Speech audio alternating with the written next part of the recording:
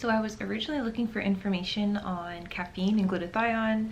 I was interested in seeing if caffeine taken orally, if it reduces glutathione. I didn't really find much information on it, but I found this article instead, and it's basically from one of those companies that do the different drip IVs.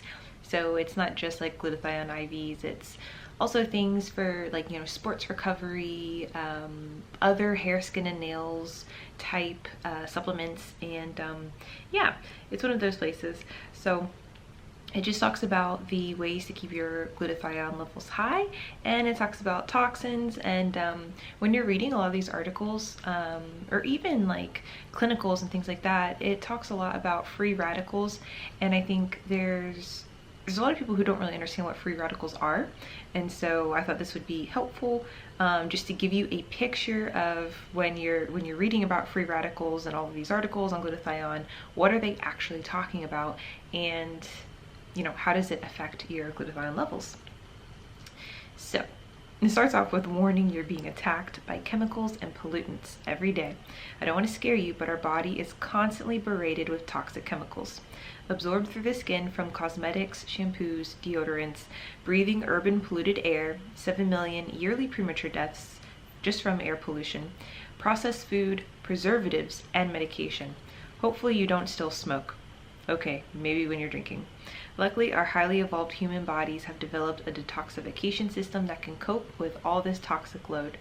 And basically the number one defense is L-glutathione. So L-glutathione is the master antioxidant, which most of you already know this. And what it does is that when the toxins get into our bloodstream, it'll stick to the L-glutathione, and then it just takes it over to the liver. It's like a Swiffer for your bloodstream. Once the toxins stick to glutathione, they are transported to the liver to be metabolized and removed out of the body. So that's when it's going in through your waste and whatnot. So that's what basically is keeping our cells healthy and our skin, looking young, glowing, all of that. Because glutathione is one of, I think, the number one, I would say probably right next to collagen for anti-aging.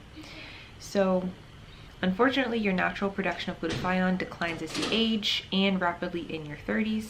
What's worse is that poor sleep, bad diet, stress, and drinking alcohol, obviously that's the main factor that we talk about on this channel, drastically deplete your glutathione levels and restrict natural replenishment. I want to just emphasize the whole bad diet thing. So it's not just processed food, it's preservatives and other gross stuff like that. So when there isn't enough glutathione available in your blood, cells, and liver, these toxic chemicals start to build up in your body, and that's when you start to feel crappy, tired, and even foggy. When I stop glutathione, usually my energy levels do get lower. Even though glutathione doesn't act as a pre-workout or anything, it's not the type of thing that if I take it right before bed it keeps me up at night. It's not a stimulant, but it is kind of cleaning out your cells and your blood in such a way that I definitely do have more energy and can last all throughout the day without any caffeine or anything when I'm on it. Now when I'm not, then that's when I get that 2 o'clock feeling that I need a nap. So there's been hundreds of recent clinical studies involving lowered L-glutathione levels in the body and linking it to diseases like Parkinson's, Alzheimer's, type 2 diabetes, and terminal cancers. We already know this. Glutathione IVs are very, very popular with people who have cancer, among other diseases. So what can you do to keep your glutathione levels at optimal? So don't be fooled by expensive reduced glutathione supplements. They don't work. You guys already know this, just because it's poorly digested. So especially if you're taking it orally, that's why we have to do rectal syringes, which I think your average person is not going to want to do a rectal syringe, obviously. But at the same time, I think your average person isn't going to want an IV or any type of needle coming close to them. So really, people getting glutathione, it's definitely kind of difficult. And then in the same breath, I don't think people want to pay $70 for acetyl glutathione. So getting glutathione, this is such a hot commodity. you guys already know when you're shopping for glutathione, I mean, the prices are very competitive if you want the good stuff. If you want to buy, just regular glutathione, then you have to, do the process of doing a nebulizer or doing a rectal syringe.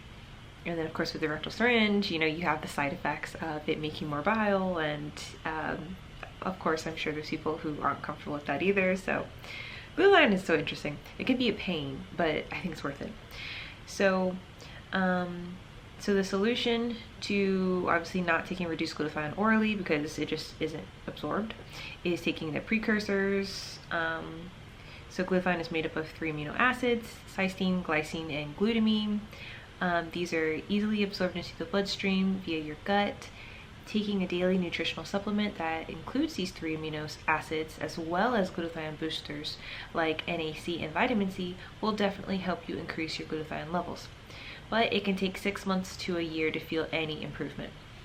I love that they said that, because like it takes a really long time. Like for most, if we're talking about like in the skin community, most people will say, oh well, you'll start to see results within 3 months. But yeah, you might start to see a little bit of something, but I don't feel like other people are going to be able to notice. It's something that at the 3-month mark only I can notice. At the 5-month mark, much the same. It's like after that 6-month mark, then you might start to get comments on your skin from others, maybe people that you see a lot, or maybe people you don't know. That's been my experience. It definitely takes a while. And so for people who are trying to take it for different, either aging, anti-aging, or how they're talking about people who need it for brain fog and all these other issues, it's like 6 months to a year. Most people don't want to admit that. Most people don't want to be like, oh, 6 months to a year to really see something, but that's just how it is. The fastest and most effective way to raise your glutathione levels in the body is through IV. It's just 10 minutes. You can blast your body back into balance with the IV push of L-glutathione. And of course, we just get to them talking about, the services that they provide, because this is business. So it says the top 3 ways to increase your glutathione levels: avoid chemicals, processed food, stress, and alcohol, and get plenty of sleep. Take daily supplements that include glutathione precursors. And then it's talking about getting monthly IV infusions. Obviously, for what we're using glutathione for, monthly is not enough. And I think there's been, just from the research I've done, there's a lot of people who don't even feel bi-weekly is enough. So it's just something to keep in mind. But I'm gonna see what they have for their favorite precursors. Okay, so for the precursors, they just have like, I don't know, other things that they sell. So they have the lipospheric glutathione, which we saw this on that one website we were looking at when that girl had leaked her glutathione regimen. I don't know if it was leaked, because half the stuff she was taking is also really great for boosting your immune system, and this was right when the beer bug had started, so it's just like, it makes sense. But as you can see, these are not cheap. Even just for a 30-pack of the vitamin C, I think it's the liposomal vitamin C, but that's like almost $50. And then for glutathione, again, liposomal glutathione is like $84. I'm wondering if there's anyone here who takes like all 3 of the glutathione precursors like on a daily along with your glutathione. And also, do you think it's worth it, like looking into that?